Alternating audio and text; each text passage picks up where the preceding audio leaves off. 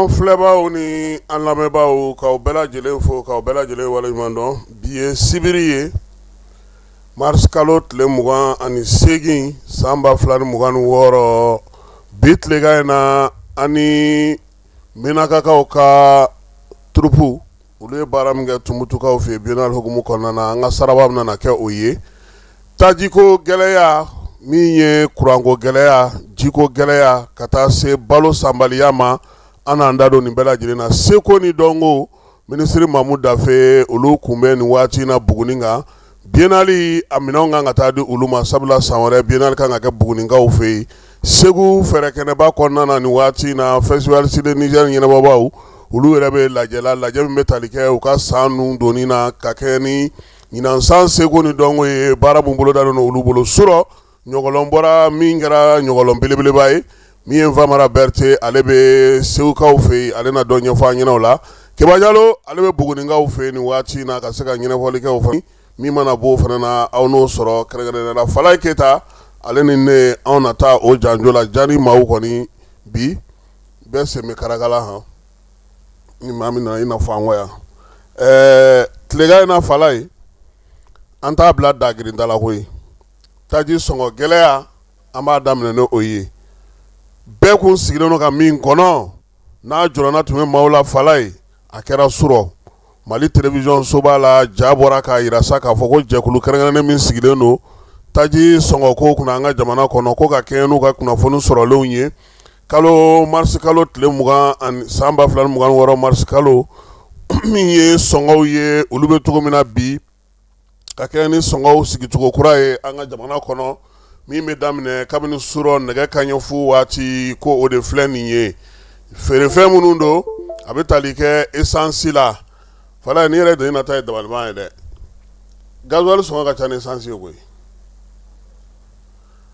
sɔrɔliko in kɔni o y'a la ko wɛrɛ ye a ka ye sakɛ an ka se k'a san sakɛ essence u ye ale kɛ 175 ye litiri kelen gasoil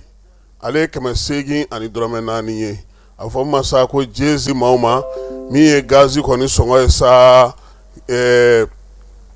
o sɔngɔ bɛna n'a daminɛ 240 na o fana kɛrɛfɛ fana buteli minnu bɛ yen sa n'o olu ka girin o la belebelebaw kilogramme 270 a bɛ taa se 600 ale ni 449 ma min ye kilo 6 ye o kɔni bɛ bɛn sa 1445 ma olu feere cogo ye ko ni sɔngɔ ninnu sa ko k'a lase bɛɛ lajɛlen ma Mali télévision soba fɛ ale ni min ye Radio Mali ale ni Lesor k'olu ka cari ka taa fan bɛɛ fɛ ka kɛ ni an ye sɛbɛn min sɔrɔ ye Falaye gasoil ale sɔngɔ gɛlɛyara zen ka tɛmɛ essence kan nka gasoil yɛrɛ de tɛ ka ye ni sɔngɔ sigi min filɛ nin ye o tɛ kojugu ye nka minɛnfɛn ninnu ka ye u ye yɔrɔw la essence kɔni bɛ ka ye nka min ye gasoil ye yanni sɔngɔ ka se nin ma Falaye ale bɛ ka feere min na o ka ca ni nin yɛrɛ ye bi t'a sɔrɔ fiyewu taji feerelaw bolo wa hali ni y'a sɔrɔ u bolo u bɛ k'a di maa minnu ma olu sugandilen don n'a ma ɲɛ ko sɔngɔ kura sigira u k'u jija a ka ye a ka feere a feere cogo la bɛɛ lajɛlen bɛ se k'a sɔrɔ cogoya min na lafiya kɔnɔna na nka Falaye nin ko in kɔlɔlɔ fɔlɔ ye mun ye dɔ bɛna fara feerefɛn caman kan dɛ sɔngɔ k'a daminɛ mobili ta la ka taa se baloko ma ka taa se maaw ka munumunu salo ma fɛn caman bɛ yen olu de kɔni sɔngɔ bɛna yɛlɛ nin waati in na k'a sababuya kɛ ni essence yɛlɛla fɛn caman bɛ yen olu bɛ yɛlɛ dugu caman bɛ yen olu yɛrɛ jɔrɔlen don bi ka kɛ ni nin ko in ye Falaye an kun y'a fɔ maaw ye n ko bi min ye kuranko gɛlɛya ni jiko gɛlɛya a bɛ Bamakɔ an ye musow caman ka kumakan sɔrɔ u yɛrɛ ye mun fɔ an k'a dɔw lamɛn. Nse ni y'a san sabari an yɛrɛ bɛ ɲamana don dɔ la an delila ka na an ye kalo kelen de kɛ an tɛ ji an ɲɛ la sisan yɛrɛ ta san ta ka jugu n'a bɛɛ ye kalo kelen ji tɛ na i bɛ ji de san ji sanni yɛrɛ tuma dɔ la a nɔgɔlen don u bɛna kɔji d'i ma a ji yɛrɛ bɛ mɔgɔ banna robinet bɛ yen robinet bɛ yen f'u bɛna facture d'a ma u bɛna fɔ k'u bɛna ka robinet bɛɛ tigɛ mais ji tɛ na an y'u ɲininka u ko courant ko an ma n'u ɲininka kuma o kuma u b'a fɔ ko courant ko sincèrement mɔgɔ kɔni tɛ se ka balo ni ji tɛ dɛ sisan yɛrɛ de mɔgɔ dɔw de b'u château se ni château kun t'olu fɛ an yɛrɛ taara an bɛ ji sɔrɔ togo o togo hali o tuma dɔrɔn o château o bɛɛ bɛ jɔ ji tɛ sɔrɔ ji tɛ k'a kɔnɔ an delila ka tile 5 bɛɛ kɛ an tɛ ji sɔrɔ fo ka na se kalo 1 ma château ji fosi tɛ yɛlɛ.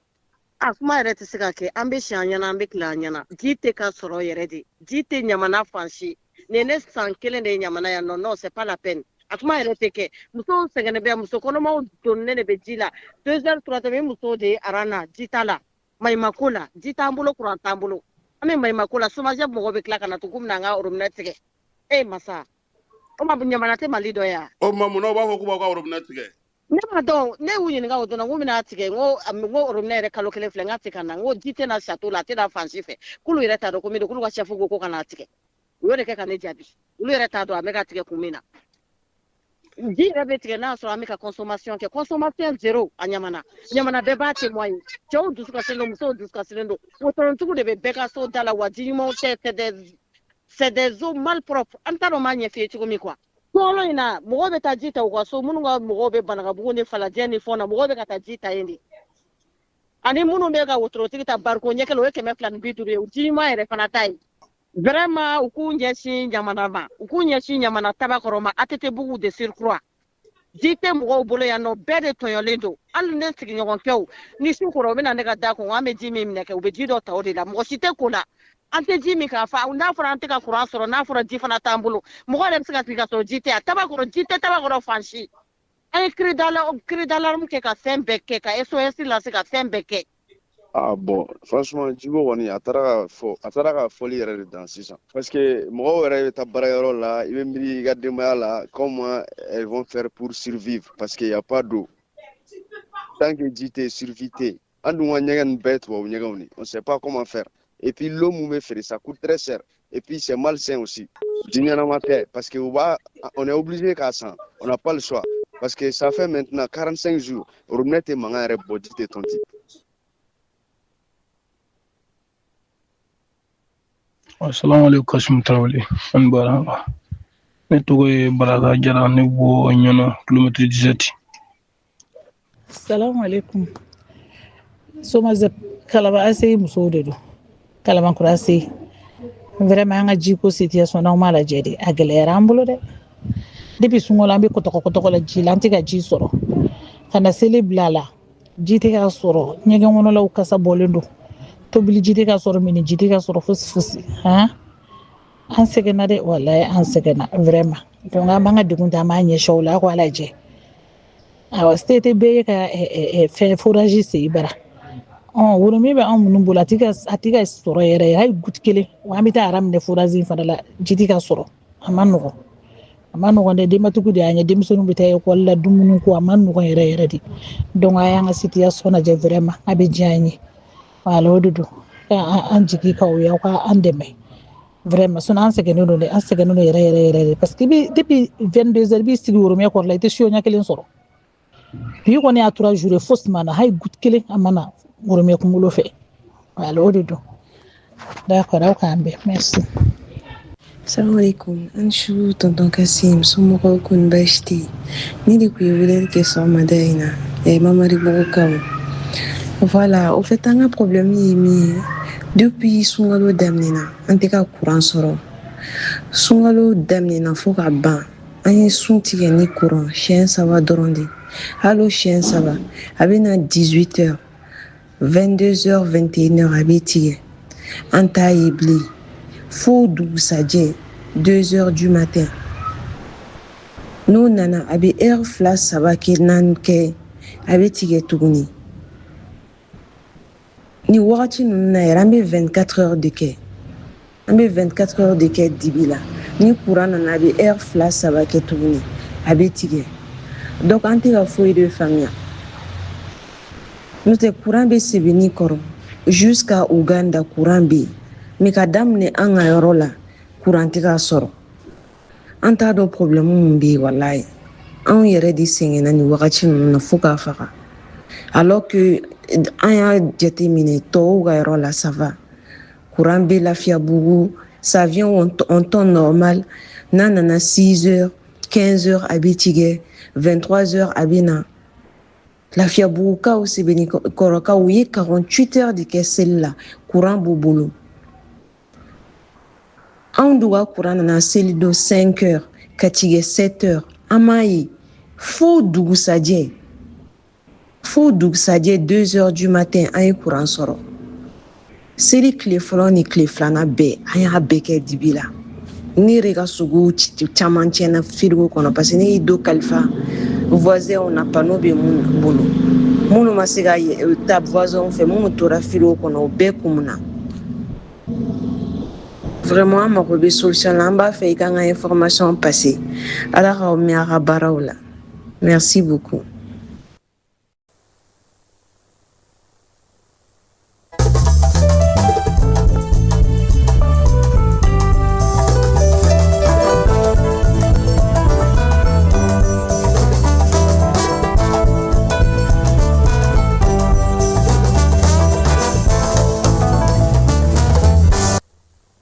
Kunungo Premier Ministre ka baarakɛyɔrɔ la ministre min bɛ baara ni baaradege ko kunna ani ka denmisɛnninw dɛmɛ bɛ se ka baara sɔrɔ cogo min n'o ye Umu Sal Sek ye ale ye kunnafoni di kɛ ka ɲɛsin san 2025 baara mun sera ka sigi sen kan an ka jamana kɔrɔ baara 65 k'o de sera ka sigi sen kan jamana yɛrɛ ɲɛmaaw ka dɛmɛ fɛ kɛnyɛrɛye tigilamaw min ye Général Asimi ale ka kuntennaw ka ɲɛsin Premier Ministre Abdoulaye Mayiga o ye laɲini minnu kɛ gouvernement maaw fɛ fɛɛrɛ minnu sigira sen kan sa ko min ye kɛnyɛrɛye ni gouvernement tigilamaw ye u ka se ka dɔ fara o ka san kɔnɔna na yaasa baara wɛrɛ bɛ se ka sɔrɔ ka di maaw ma cogo min o kunnafoni di kɛra Premier Ministre ale yɛrɛ dagayɔrɔ la ministre min bɛ baara ni baaradege kunna Keba Jalo tun bɛ a ye min sɔrɔ ka fɔ an ka jɛ ka o lamɛn. U sera ka min sɔrɔ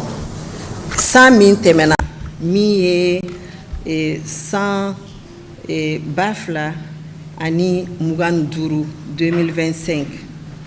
baara minnu sera ka sɔrɔ a bɛɛ faralen ɲɔgɔn kan o ye 69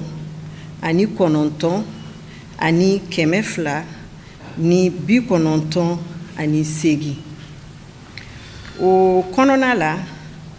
aw yɛrɛ y'a dɔn an ka jamana 2025 kɔnɔna la kabiri waati jan mais hali 2025 kɔnɔna la a ye gɛlɛya caman sɔrɔ donc o gɛlɛya ninnu fana y'a kɛ baaraw dɔw fana tiɲɛna caman ka baara tiɲɛna donc o baara minnu tiɲɛna o san kelen in kɔnɔna la 2025 olu bɛnna 3,795 ma donc n'olu bɔra baara minnu sera ka sɔrɔ o kɔnɔna la donc an bɛ se k'a fɔ 2025 kɔnɔna la baara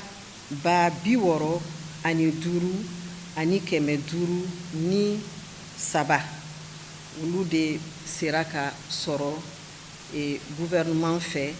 ani secteur privé kɛnyɛrɛye baarakɛlaw donc n'o bɔra yen nɔ an bɛ se k'a fɔ o baara ninnu secteur public o ye gouvernement ye olu dɔrɔn sera ka baara hakɛ min di mɔgɔw ma kɛrɛnkɛrɛnyana denmisɛnninw ma o ye baara 40,500 ni 66 donc o bɛ se ka an bɛ se ka a fɔ ko gouvernement y'o de di donc o bɛ bɛn an y'a fɔ cogo min 59% ma n'o bɔra yen nɔ kɛnyɛrɛye baarakɛlaw o san kelen in kɔnɔna la donc 2025 olu ye baara hakɛ minnu di o bɛnna 2,732 ma donc an bɛ se k'a fɔ 2025 n'an y'a ta san 5 kɔfɛ ka na bila 2025 la baara minnu sɔrɔla Mali kɔnɔ 2025 ta de cayara n'a bɛɛ ye gɛlɛyaw bɛɛ kɔfɛ o b'a yira gouvernement du Mali kɛrɛnkɛrɛnyana président de la transition général d'armée Assimi Goïta cɛsirilen don denmisɛnninw ka baarako la kosɛbɛ a n'a ka premier ministre général de division Abdoulaye Maïga. Donc 2024 kɔnɔna la pour que dɔrɔn aw hakili jigin min sera ka sɔrɔ 2024 kɔnɔna la pour que aw k'a dɔn ko vraiment 2025 dɔ kɛra ka tɛmɛ 2024 kan. Donc ani 104 minnu tɛmɛna.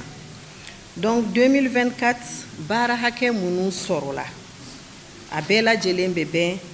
60,692 ma. Donc au 2024 kelen kɔnɔ secteur privé min ye kɛnyɛrɛye baarakɛlaw olu fana sera ka baara min di o ye 32,292. Donc k'a fɔ aw ye 2024 kɔnɔna la kɛnyɛrɛye olu ye baara caman di ka tɛmɛ 2025 ma. Donc n bɔra k'a fɔ aw ye sisan tubabukan na aw yɛrɛ y'a dɔn gɛlɛya caman kun sɔrɔla min donna u sen kɔrɔ. Sinon normalement a kan ka tɛmɛ nin kan. Crise de carburant, crise énergétique, ani campagne médiatique tɔgɔ tiɲɛ min dara Mali kan ni fɛn caman caman ye o kɛra gɛlɛyaw ye minnu vraiment y'u siran. Dɔw siranna peut-être ka investissement caman kɛ, dɔw siranna ka mɔgɔw ta parce que u tun m'a dɔn a ko ninnu bɛ se ka kɛ cogo min. Nka sans que n ka don détail b'a la, an ye sɛgɛsɛgɛli kɛ olu bɛɛ kan. Donc o bɛɛ données b'an bolo, an b'a dɔn tigitigi bi min y'a to secteur privé ma se ka baara caman di parce que normalement jamana minnu vraiment minnu ka économie ka ɲi i b'a sɔrɔ secteur privé olu de bɛ baara caman di ka tɛmɛ hali secteur public kan gouvernement kan. Donc an bɛ ka an ye fɛnw dɔw fana sigi sen kan n'Ala sɔnna an bɛ n'olu bila sen kan pour que ka se ka gouvernement ka se k'u dɛmɛ walasa u ka se ka bɔ o kɔlɔlɔ la ni Ala sɔnna. Wolomasiri tabaw ka ɲɛmaa y'a yira ko Mena ka marabolo kɔnɔna na kilomɛtiri 83 ɲɔgɔn ko Mena ka kɛrɛfɛla la sa ko min ye Bamajɔle kɛbaa ma 50 u y'olu bɔ baara la ye. Maa ninnu kɔni k'u wulila sa k'u bɛna jan de da nka armée ale kɔnna u ma u n'u bolominɛnw bɛɛ lajɛlen k'o halaki min ye Bamajɔle kɛbaa ma 50 ɲɔgɔn ko o de tora waleya in senfɛ. Minankuraw armée olu sɔrɔ nin kalo in tile 24 su ka duguja tile 25 la Bamakɔ kɔnɔna na sa minɛn ninnu kɔni nana sa bɛɛ lajɛlen minankuraw ye u kɔni tɛmɛna woyoyangaw fɛ kabini nɛgɛ kanɲɛ 1 tɛmɛnen minute 55 ye maa caman bɔra ka u lajɛ bolimafɛn ninnu bɛɛ lajɛlen u y'u kunda kati ka yani u ka tila ka sarada k'u bila ka taa u bila yɔrɔw bɛɛ lajɛlen la an ka marabolo olu bɛɛ lajɛlen kɔnɔna na min ye maa caman kɔni bɔra ka bɛn ni ko in ye kiiri min tun bɛ senna n'o bɛ tali kɛ Wolomasiri tabaw ka maramafɛnko ka taa su ka pankuruko ma kalo 3 kɔfɛ maa 18 ninnu bɛɛ lajɛlen kɔni bilara u bila yɔrɔw la kɛrɛnkɛrɛnnenya la min ye maaw ye sa dɔw kɔni bɔra la pewu k'a yira sa ka fɔ k'olu nɔ ma minɛ maa minnu nɔ minɛna kosɛbɛ olu ta kɛra san 20 kaso ye fo ka taa se maa wɛrɛw ma olu ta kɛra san 7 ye dɔw bɛ a yira sa k'a fɔ ko olu kɔni sen bɔra ko la pewu olu nɔ ma minɛ fosi la kiiri ale kɔni kuncɛlen de filɛ nin ye maa minnu bɛ sa n'olu kɔni nɔ minɛna nin ko in na u bɛ se ka wuli ka jɔ kɛ tile 2 kɔnɔna na yaasa ka se Cour suprême ma k'a fɔ k'u ma jɛn ni a ye sefa wari miliyari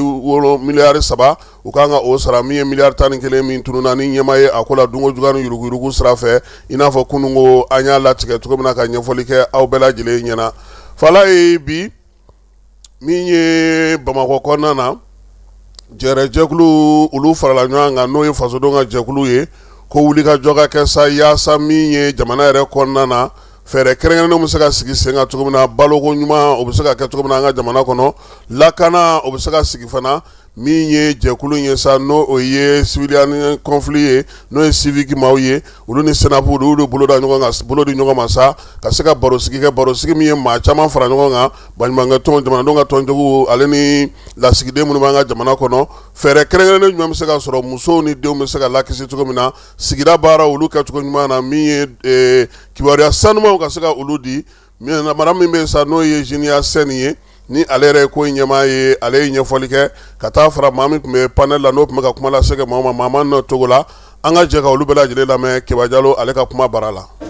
An ye bi sigi la an ye kunnafoni caman sɔrɔ mun ka musow lakana ni mankan bɛ yen nɔ. Musow bɛ se ka lakana mankan kɔnɔ cogo jumɛn an ye kunnafoni caman sɔrɔ la. O kunnafoni dɔw ye k'a fɔ an b'a ye k'a fɔ ni mankan nana n'a kɔlɔlɔ bɛ se mɔgɔ ma, kɔlɔlɔ bɛ se musow ni denmisɛnninw fɔlɔ de ma.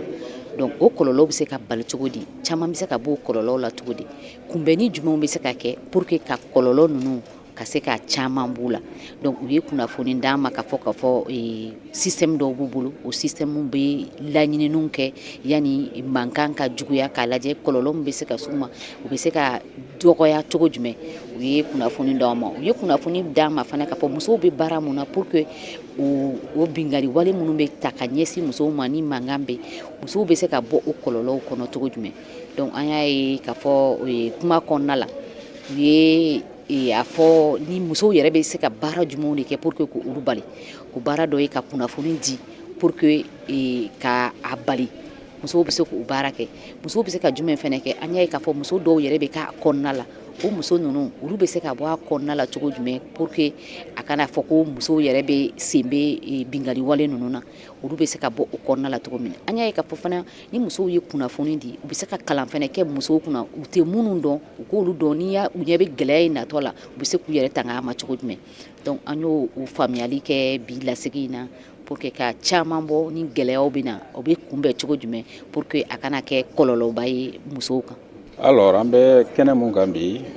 civic ka kɛnɛ de don, ale ye organisation internationale ye mun ka baara bɛnnen bɛ population lakanani ma diɲɛ jamana caman kɔnɔ. U ka bureau min bɛ Mali la a bɛ wagati caman bɔ a ye baara dɔw boloda. An b'a fɔ concept min ma n'o ye protection des civils ye ka adamadenw lakana u sigiyɔrɔ la kɛrɛnkɛrɛnnenya la sigida minnu ni gɛlɛyaw bɛ yen nɔ lakanako t'a kan. Parce que n'i ko ko gɛlɛya lakanako t'a kan o b'a jira k'a fɔ ko opération militaire bɛ sen na. Donc ni opération militaire bɛ sen na ani an b'a fɔ minnu ma banbaganciw ni jatigɛwale mɔgɔw n'olu bɛ côté minnu na i b'a ye a kɔlɔlɔ bɛ se population fɔlɔ de ma. Donc pour que hali bi kɔlɔlɔ ninnu u bɛ se ka bali cogo di ani fɛɛrɛ minnu bɛ se ka tigɛ minnu b'a to hali ni kɔlɔlɔ kan ka u sɔrɔ a bɛ se ka dɔgɔya, a bɛ se ka a fanga bɛ se ka dɔgɔya. Donc bi u ye kɛnɛ in sigi n'an ko table ronde o kɔni kun ye kɛnɛ de ye ka participants wele. Participants i b'a fɔ n'a y'a ye cogo min na sifinnakaw ka ɲɛjɔyɔrɔw bɛ yan, an balakaw ka ɲɛjɔyɔrɔw bɛ yan n'o ye association féminines ye,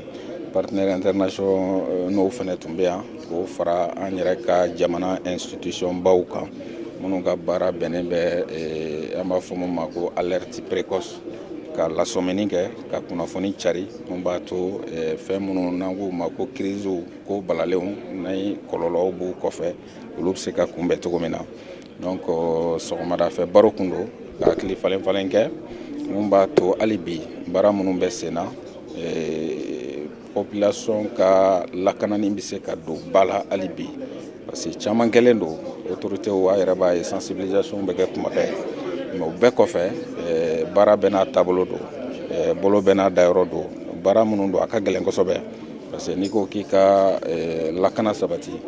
n'i ko k'i ka jatigɛwale kɛlɛ jatigɛwale mɔgɔw dun jɔnw don population o ni an bɛɛ ye kelen n'u ye marifa ta an b'a fɔ ko jatigɛwale mɔgɔw n'u ye marifa bila i b'a fɔ k'u kɛra population dɔ ye donc baara in ka gɛlɛn an b'a fɔ ko c'est très sensible. Ɲaɲa Sen n'a bɛ Sanukulakaw ka sigila Fala ye ale tun bɛ kumatigi min ye civique ye a bolofara min bɛ Mali kɔnɔ sa ale ni lasigidenw ni baɲumankɛtɔnw yaasa jamanadenw bɛ se ka lakana cogo min barosigi ye tali kɛ o la wa an b'u fɔ k'u waleɲuman dɔn baara ale kɛcogo ɲuman na min ye Mamani Togola ye k'ale yɛrɛ fɔ ale min kɛra kuma dakuntigi ye kɛnɛ in ale kan. Polisilakaw Kati Kurakaw fɛ Fala ye min ye commissariat min bɛ n'o ɲɛmaya bɛ Ablaye Keyita bolo a n'a ka danga Musa Sangare kalo in tile 26 olu ye maa dɔ minɛ sa n'o ye maaw ye maa minnu kɔni bɛ n'olu bɛ taji ta ka taa feere waleya in kɛra sa wulikajɔ ni se polisilakaw olu ka sɛgɛsɛgɛliw senfɛ u y'a jira sa k'a fɔ k'u ye maa 4 u y'o de minɛ sigana kan k'a jira k'a fɔ k'u bɛ taji feere o kɔfɛ sa polisilakaw yɛrɛ y'a lajɛ kibaruya minnu dir'u ma u y'olu sɛgɛsɛgɛ ka ko bɛɛ lajɛlen jateminɛ Bamako ale ni Kolokani ni ɲɔgɔn cɛ ninnu kɔni tun bɛ taji ta sa ka taa feere ye wolomasiri tabaw ye siganama fɔlɔ min minɛ sa ale minɛna nɛgɛ kanɲɛ 20 waati Kati kɔkɔ ale tun bɛ o masuruna la n'o ye kin ye nɛgɛ kanɲɛ 20 waati Falaye o la sa ale ka mobili de sɛgɛsɛgɛlen nana ye sa mun taara y'a ka mobili kɔnɔ 20 litiri bidon 41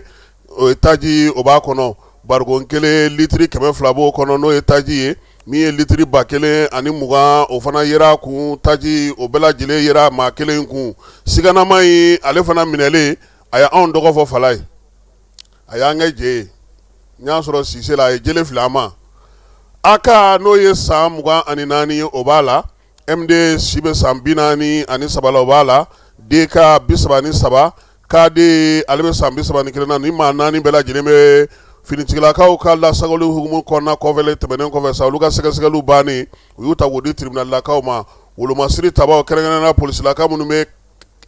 Kati kaw fɛ yen k'u bɛ wolomasiri tabaw bɛɛ lajɛlen fo basigi ni ɲɔgɔn di bolo ni ɲɔgɔnma hukumu kɔnɔna na polisiw ko k'u yɛrɛ fo k'u waleɲuman dɔn baara in kɛra min ye contrôleur général de police su ko ale ka yamaruya ye ministre Dawudu ale min laɲini fɛ o la sa Kɔnpol n'o ye Kati kura Kɔnpol ye k'a b'a ɲini Kati kurakaw bɛɛ lajɛlen fɛ u k'u hakili sigi nin waati in na fɛn o fɛn n'u y'a ye ni sigana ko don u k'a kibaruya lase olu ma sɛbɛn fasila maa min fɛ o ye Kɔnpol Berete ye ka bɔ polisi direction ba ale kɔnɔna na Falaye bibi in na baloko a kuma cayalen don Mali sɛnɛko gɛlɛyara cogo o cogo Mali sera ka sɛnɛ kɛ sɛnɛ kɛra degun kɔnɔna na malo tigɛra degun kɔnɔna na nka ɲɔnɔnkaw fɛ yen bi Falaye an tɛ u yɛrɛ lamɛn Bakara Jara ɲɔnɔ ko malo ti ka sa. Assalamu alaikum Kasum Tarawele an baraka ne tɔgɔ ye Baraka Jara ne bɔ ɲɔnɔ kilomètre 17 bon tiɲɛna gɛlɛya dɔ kɔni man ka ɲɔnɔ jamana kan sisan a y'an kamana gan yɛrɛ de n'o ye malo ko ye vraiment malo b'an bolo yan ala ti fɔ ala ko joli don ala ti fɔ malo la ko joli don an ka waati dun ye nin marisi ye juru bange juru ba mɔgɔ minnu na ani jisɔngɔ juru a bɛɛ de bɛ sara a bɛɛ dɛlɛ ni marisi de 31 marisi n'a fɔra ko sɛnɛfɛn minnu b'an bolo fana a prix ka ben yɛrɛ o tɛ kojugu ko ye mais a ti fɔ ko joli yɛrɛ don an bɛ hukumu kɔnɔ sisan fana an bala ka angɛrɛ san angɛrɛ jɛman na finma 5000 1400 ni 800 an mago bɛ jɔ fɛn minnu na an b'olu sɔrɔ gɛlɛya la mais ni an ka sɛnɛfɛnw sera pour an ka se k'olu fana feere ka o gɛlɛyaw furakɛ an b'olu de feere fila su la bon ale fila su yɛrɛ jugu an t'an ɲɛna koyi ne yɛrɛ min filɛ ka kuma i fɛ bi depuis an ni sunkalo tɔ ye tile 10 ye ne ye n ka malo wɔrɔ n ko n b'a feere ka n ka angɛrɛ san ka kɛ n ka contre saison na hali bi ma an b'a fɔ malo na ko joli don malo turulen dɔɔni de b'a jɛ kalo 2 la e ma angɛrɛ k'o la e bɛ mun sɔrɔ o la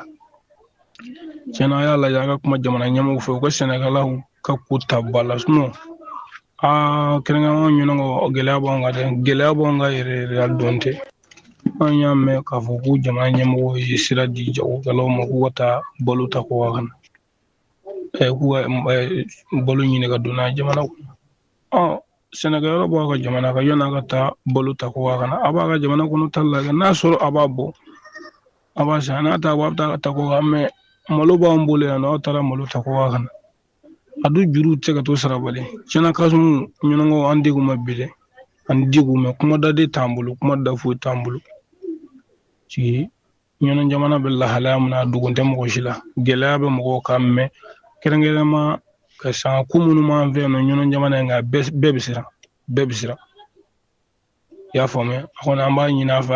a ka lase jamana ɲɛmɔgɔw ma u k'an ka gɛlɛya u k'a lajɛ yɛrɛ de a lajɛ mɔgɔ baden de b'an fɛ jisɔngɔ tɛ sara bange juru bɛ yen nɔ angɛrɛ juru kɔrɔ bɛ olu sara tɛ jisɔngɔ nani filɛ sini ɲinɛ contre saison minnu b'an bolo fana angɛrɛ sɔrɔlen tɛ ka k'olu la sɔmiyɛ sɔnni an ka sɔmiyɛ préparation daminɛ gɛlɛya contre gɛlɛya an kɔni kamana ganna tiɲɛna a y'a fɔ jamana ɲɛmɔgɔw ye n'o tɛ an ta y'a gɛlɛya la vraiment o de tun bɛ ne bolo ka fɔ i ye awɔ an bɛ jaba ni fɛnw minɛ dara n'an bɛ fɛn sɔrɔ la sisan jaba yɛrɛ selen jaba binna jaba 30 25 25 Kasimu ni na ve ɲɔnɔ jamana ka kabakuru ɲɔgɔn ka jeune bɛɛ taara tamayɔrɔ la an mɔgɔ kelen minnu bɛ n'an b'a la ka baara kɛ diɲɛ degun dan don wallahi diɲɛ degun dan don an y'o dugu la ne bɛ ɲɔnɔ dugu min na yan nɔ i nana bi nɔ kabako don mɔgɔ yɛrɛ tɛ ɲɔnɔ jamana ka bilen sɛnɛkɛyɔrɔ baara jɛ ye denmisɛnninw ye baliku tɛ se ka baara kɛ bi an ka denmisɛnnin bɛɛ bɛ namanda la bɛɛ bɛ namanda la hali n'i yɛrɛ fa i den bɛ taa e b'a ye e den bɛ baara kɛ jaba da wusu a ka malo da kalo 6 kalo 7 hali 21,000 a t'a sɔrɔ a tigɛ la mais a ɲɔgɔnnaw bɛ taa jamana kɔnɔ damanda la kalo 1 kalo 2 u bɛ na ni moto ye 100,000 ni kɔ wa ka na kabakow kɛ tiɲɛna an y'a lajɛ n'o tɛ an ka yan a sigi kɔni sɔnna bɛ ɲini ka kɛ dɔɔni kuma ye dɛ a sigi gɛlɛya ko kuma kɔni t'a la bilen gɛlɛya ko kuma kɔni t'a la Kasimu Tarawele o de tun bɛ n bolo bi sɔgɔmada na ka f'i ye a y'a timinadiya an ye n'a kɛra sɔnna ma n'o bɔ kuma na nin yɔrɔ in na n dugawu dɔn Ala k'an bɛɛ sababa ma ayiwa an bɛ to ɲɔnɔ mara kelen kɔnɔna na Eli Jara n'i b'a wele ɲɔnɔ mara la f'i k'a fɔ ko Kawode ale fana da bɛ o degun kelen in na Fala ye an ka fana ka laseli lamɛn ne ye Eli Jara ye nka caman bɛ n dɔn ni Kawudi de ye dilen don malo feere ani angɛrɛ feere n ka baara sibasima fɔlɔ kɔni y'o de ye malo feere ni angɛrɛ feere i bɛ malo de san ka feere de wa ou bien i bɛ taa angɛrɛ de san ka na feere de wa bien cogo jumɛn n bɛ angɛrɛ san k'a feere n bɛ taa angɛrɛ san n bɛ na ni angɛrɛ ye n bɛ bɔ ni angɛrɛ yɛrɛ ye kɔfɛ fana ka na n bɛna a feere nka malo sababuya caman kɔni ye angɛrɛ de ye parce que cikɛla minnu bɛna angɛrɛ san bolo caman bɛ yen nɔ i bɛ se ka n bɛ angɛrɛ d'u ma n'u ka malo tigɛra waati min u bɛ n sara ni malo ye i bɛ malo caman ye n bolo yan a bɛ se ka kɛ n ka angɛrɛ malo de ye quoi. donc malo minnu caman b'i bolo i b'a sɔrɔ angɛrɛ minnu bɛ di sɛnɛkɛlaw ma a bɛ bɛn fɛn dɔ de la wa bien cogo jumɛn de don awɔ an bɛ bɛn fɛn dɔ la parce que sɛnɛ waati min ni samiyɛ daminɛna i bɛna sɔrɔ wari tɛ mɔgɔ caman bolo ka angɛrɛ san ka k'i ka foro la nka i kɛlen ka sanni kɛ ka ca Ala fɛ ni sera ne ma ni n baarakɛɲɔgɔn caman sera ne ma ka ca Ala fɛ i ka foro angɛrɛ i bɛ se k'a sɔrɔ donc ni malo tigɛra i bɛna sara an bɛ bɛn angɛrɛ la wari la malo fana n'a bɛna sara ni malo fana ye an bɛ bɛn o fana wari de la donc wari yɛrɛ b'a la a bɛ se ka taa juru la wari la non a tɛ taa juru la parce que n'i y'a ta wari angɛrɛ sɔngɔ de bɛ f'i ye ni angɛrɛ ye prix mun ye o prix bɛ f'i ye i bɛna i ka malo fana sara ɲɛ prix mun na i fana b'o prix fɔ n ye i b'a sara n'o de ye d'accord ne y'a faamu sisan angɛrɛ juru bɛ don i la mais n'i b'a sara i b'a sara ni malo ye malo ye awɔ donc a bɛ bɛn o prix la d'accord an bɛ fɛ k'a dɔn sisan malo in e b'a transfert ka taa fan wɛrɛ de fɛ wa ou bien cogo jumɛn non ne ka malo in caman bɛ feere Mali yɛrɛ kɔnɔ yan c'est que n ka client bɛɛ bɛ bɔ n bolo Bamakɔ caman b'a san bɔ n bolo Bamakɔ ni maa min fana ye marché sɔrɔ i b'a sɔrɔ i bɛ se ka na n fana fɛ ka na malo san bolo donc ni malo ko marché bɛ maa min bolo a bɛ se ka se aw ma yan fana partenariat bɛ tɛmɛ aw ni ɲɔgɔn cɛ walima maa min fana mana an ka nin video ye o ko k'a mago bɛ malo qualité ɲuman na donc n'o sera aw ma yan baarakɛɲɔgɔnya bɛ tɛmɛ aw ni ɲɔgɔn cɛ ni Ala sɔnna a ma mɔgɔ mɔgɔ bɛ yen n'i ko i mago bɛ malo hakɛ o hakɛ la n'i nana malo ɲuman an b'a sɔrɔ k'a d'i ma d'accord ɲininkali ɲɛna an b'i fo kuma kuncɛ kuma na i bɛ se ka ni fɛn min fɔ nin ko sɛnɛ an ka ɲɛsin a ma filanan i ye gouvernement tɔgɔ mun don a la sɛnɛ tɛ se ka kɛ gouvernement kɔ gouvernement ka dɛmɛ de b'a to sɛnɛ bɛ yugubaya gouvernement bɛ subvention mun kɛ sɛnɛkɛlaw n'u k'u dɛmɛ ka se k'u ka angɛrɛw siw ma nɔgɔya la donc hali bi ni gouvernement bɛ k'o kɛ sɛnɛkɛlaw hali bi a bɛ sɛnɛkɛlaw dɛmɛ kosɛbɛ o kɔni ye n ka welewele kan da ye kosɛbɛ ka se o ma parce que adamaden n'i ye mɔgɔ dege fɛn o fɛn na n'i nana k'i bɛna tigɛ a la a bɛ na ni gɛlɛya wɛrɛ ye an bolo an tɛ fɛn mun si dɔn o fɛn o fɛn ye angɛrɛ ko kɔni sira ye sɛnɛkɛla bɛna ka angɛrɛ sɔrɔ a sɔrɔ kuma na foyi tɛ sɔrɔ bali ka kɛ sɔrɔ bɛ kɛ o filanan ni gouvernement fana y'a sera ka u dɛmɛ fana u ka malo fana san u bolo sɛnɛkɛlaw min sɛnɛ kɛ a tɛ feere yɔrɔ wɛrɛ la jamana kɔnɔ yan donc ni jamana ma ɲɛ a bɛ sanni kɛ donc u ka sanni kɛ u ka sɛnɛkɛlaw fɛ o de b'a to u ka sɛnɛkɛlaw bɛ bonya an bɛ yɔrɔ min na bi sɛnɛkɛla ka mana guwanen don a kɛlen ye sɛnɛ mun kɛ salanko o malo bɛ sɛnɛkɛlaw bolo hali bi a ma se ka san fɔlɔ o bɛ ka juru minnu ta banki la ka angɛrɛw san ani u bɛ ka juru minnu ta u ni u ka fournisseurs cɛ b'a sɔrɔ hali bi gɛlɛya dɔɔnin bɛ a la k'a sababuya kɛ sannikɛbaliya ye awɔ o kɔni gɛlɛyaw b'an kan parce que n tɛ se ka bɔ kuma na fiyewu ni m'o yɔrɔ fana fɔ parce que an bɛ yɔrɔ min na bi fo k'an ka feere kɛ ɲɔgɔn ma yan donc sɛnɛkɛla ka se ka sɛnɛ kɛ ka sɔrɔ kɛ a taayɔrɔ ka ye ni sɔrɔ kɛra ni taayɔrɔ t'a la a bɛ labɛn ka na ni gɛlɛya wɛrɛw ye awɔ o de gɛlɛya b'an kan bi alihamudulila. Bon samiyɛ kɔni samiyɛ nata in kɔni angɛrɛ kɔni o labɛnnen don ka ban alihamudulila an bɛ barika da ala ye o minɛnw kɔni samiyɛ nata in angɛrɛ o b'an bolo yan o kɔni caman sera bi an bɛ taa sɛnɛ daminɛ yɔrɔ o yɔrɔ o b'a sɔrɔ a dɔ man sera yan.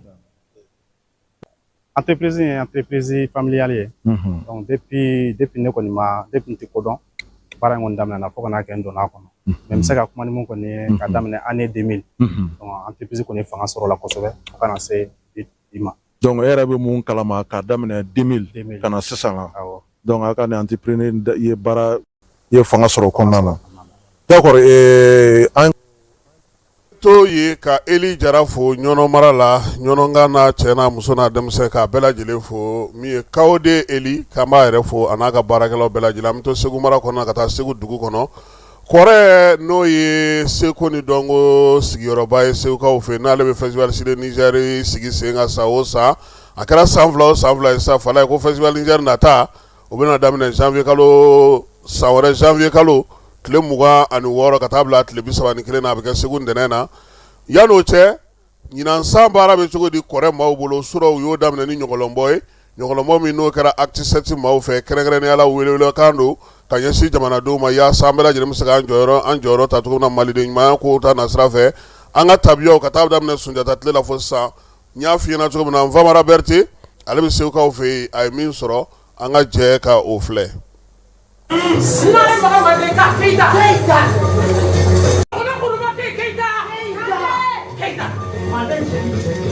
Malidenw les héritiers de Sunjata o ɲɔgɔlɔn de kɛra ka Segu ni dɔnko soba centre culturel kɔrɛ ka san 2026 baara nun donu rentrée culturelle ɲɛbila kɛ ɲɔgɔlɔn mun ye an ka Segu ni dɔnko tigilama ɲɔgɔlɔnbola kɔrɔbaw ni sifinakaw fara ɲɔgɔn kan ni ka kuma Mali danbe Mali cɛfariya maliyɛn ka sigi ka fɔ ka don da kelen fɛ ka bɔ da kelen fɛ ani musow jɔyɔrɔ an ka sigidaw kɔnɔ ka misali ta an bɛnba Sunjata Keyita n'an ka tariku kɔrɔba in kan. A bɔra ka ɲɔgɔlɔnbɔ groupe min ye sisan acte 7 ka ɲɔgɔlɔnbɔ groupe de don nka an nana baara min cadre kɔnɔ ka n'o baara yira o ye club acte 7 mɔgɔw ka baara sigilen sen kan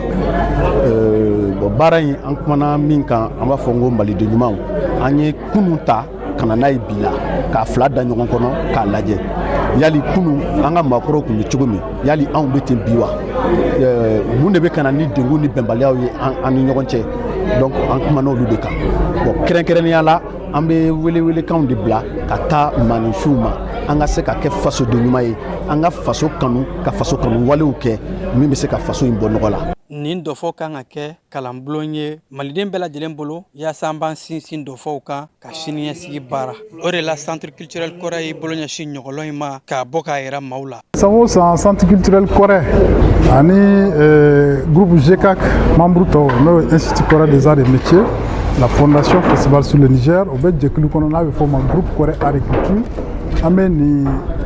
ɲɛnajɛ ninnu nin baarada in boloda n'o ye an ka san baaraw nun donni n'a bɛ fɔ o ma rentrée culturelle donc o kɔnɔna la an bɔra ka théâtre ɲɛnama dɔ ye sisan n'o présentera par acte 7 sur le thème les héritiers de Sunjata donc an y'a ye k'a fɔ thème mun don a y'a to an y'an danbe dɔn an y'an ka tabiya dɔn an y'an ka kokɔrɔw dɔn Mali yɛrɛ ye mun ye an y'a dɔn malidenya yɛrɛ ye mun ye an y'a dɔn. O sewale ne bɔra kɛnɛ in kan bawo jama la nisɔndiyara kosɛbɛ ni an bɛnbaw ka dɔfɔw ye o mun ye kalasɛmɛyɔrɔ ye an bolo mun jɔyɔrɔ ka bon kosɛbɛ an ka bi maaya ni sini na. On nana journée culturelle lancement la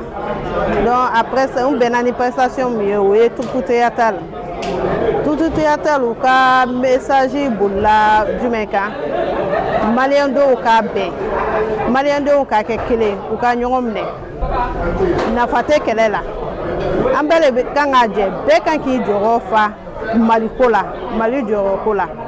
Vraiment, je suis très heureuse. Jatrin Kondala, un conseil barré sur conseil follower à Irana, Musoga Valer, Amsoga Valer, O Irana, Jatrin Kondala, Wekeli, Flana, Mali Ereka, Mali et Uraba Mumbeano, Urabara Mukera, Andemsono Muta, Dombo, un don surtout Sunjata Keita. ɲɔgɔlɔ in bɛ kalankanba mun di malidenw ma o de ye an bɛnbakɛw y'u ta kɛ a tora anw minnu bɛ bi jɛnatigɛ kɔnɔ anw k'an cɛsiri ka bɛn keleya ani ɲɛta sira bɔ an ka jamana ye. Seko ani dɔnko ale hukumu fana kɔnɔna fala ye an ka sɔrɔfo kɔnɔ n'o ye Salifu Keyita ye ale tun kan ka taa ɲɔgɔnjɛla Afrique du Sud kaw fɛ yen nka min ye ko balalen ko sudalen sa Salifu ka kɛnɛya tun tɛ ten kosɛbɛ. ɲɛnajɛ in u y'o a bɔ a ma a yɛrɛ ka bɔlɔlɔ sira fɛ u y'a yira sa ko Afrique du Sud concert kɔni bɔra a ma sabula Salifu ale fari kun man di a la kosɛbɛ a yɛrɛ kumana a ka bɔlɔlɔ sira kan a y'a yira sa k'a fɔ ko a kɔni bɛna fɛɛrɛ bɛɛ lajɛlen sigi sen ka yaasa ka se ka taa Afrique du Sud n'a lafiyara ka taa concert in kɛ bɛɛ lajɛlen bɛ se ka nimisiwasa sɔrɔ a la cogo min a ko nin waati in kɔnɔna ale yɛrɛ lafiyara kosɛbɛ a y'a dɔn k'a fɔ sɛgɛn min tun b'a farikolo la o nɔgɔyara kosɛbɛ a bɛ a ɲini sa Afrique du Sud kaw fɛ u k'a faamu ni Ala sɔnna a ma don nataw la min ye an ka Salifu Keyita ye a na segin ka taa sa ka taa ɲɛnajɛ in kan an bɛ dugawu kɛ min ye farikolo ye Ala k'a kɛnɛya Ala k'a kɛ farijagabɔ ye Ala ka min ye Salifu segin a yɛrɛ ma fala ye n'an tora o hukumu kelen kɔnɔ na an bɛ taa sa Tumutukaw fɛ san 2025 biennale ale kɛra ye an bɛ ka turupu yira maaw la minnu tun bɛ kɛnɛ kan bi an bɛ taa Menakakaw ye min sɔrɔ ka kɛ Baba Alikayiru tɔgɔla ndolanci kɛnɛ kɔnɔna na u ka su don an ka taa o lajɛ ja ninnu bɛɛ lajɛlen k'a sigi ɲɔgɔn kan k'a taa Tumutukaw fɛ o kɛra e yɛrɛ fɛ an ka jɛ k'o filɛ.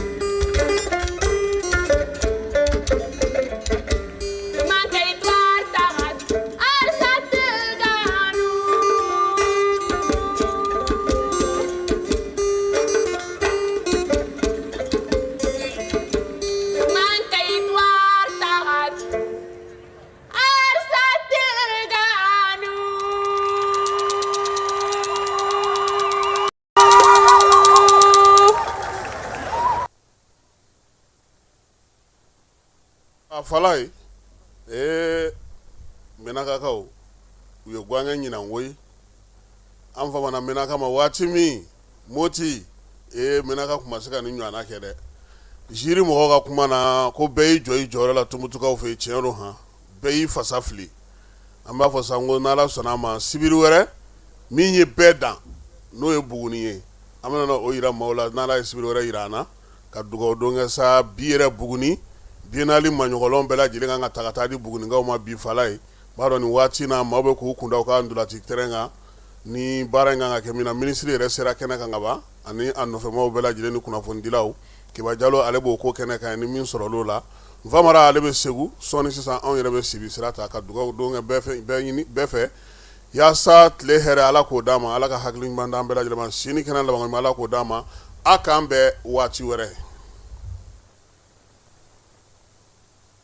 bɛɛ lajɛlen ma aw minnu b'a fɛ ka voyager k'a sɔrɔ a ma degun sɔrɔ a ka voyage kɔnɔna na compagnie de transport Somatra u y'a kanu ka na ni car kura caman ye car minnu dilanna norme kɔnɔna na aw ka lafiya kama a suspension wo a climatisation a siège wo n'i ye car jɔlen ye foyi tɛ jigin kɔnɔ i bɛ se ka don a kɔnɔna na cogo min na Somatra e ka kari Somatra ne ka kari Somatra anw ka kari o hukumu kɔnɔna na kari ninnu bɛ sira ta don ko don Bamako Segu San Moti Kucala ka taa se Sikaso ma Keɲeba Kita o ma ɲina